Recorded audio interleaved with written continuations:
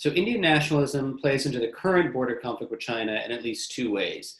The ruling BJP claims an issue advantage when it comes to foreign policy and national security, which means that it is perceived to be more hawkish when it comes to protecting the homeland and promoting India's interests abroad.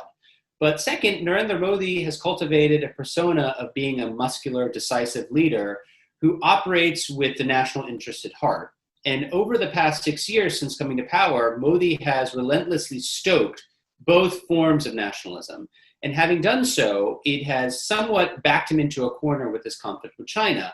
In order for him to stay true to his muscular image, he doesn't want to be seen as backing down, but he's also wary of escalation with China.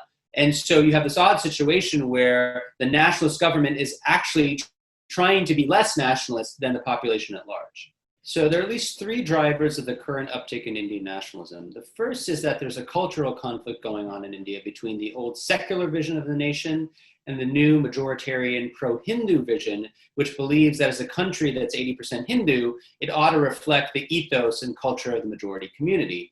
Secondly, in terms of foreign policy, there's a view that India has long been a big country, but not a particularly important one. And what the BJP hopes to do is not so much create a new role for India, or reclaim an old one that it believes was wrongly taken away from it.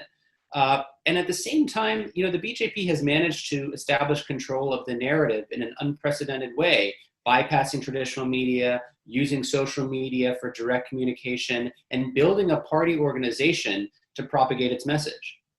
I think one of the central puzzles of Indian politics right now is why Modi remains so popular, given all of the domestic and foreign policy challenges he faces. And what makes this moment so unique is that it confounds our normal expectations about democratic accountability.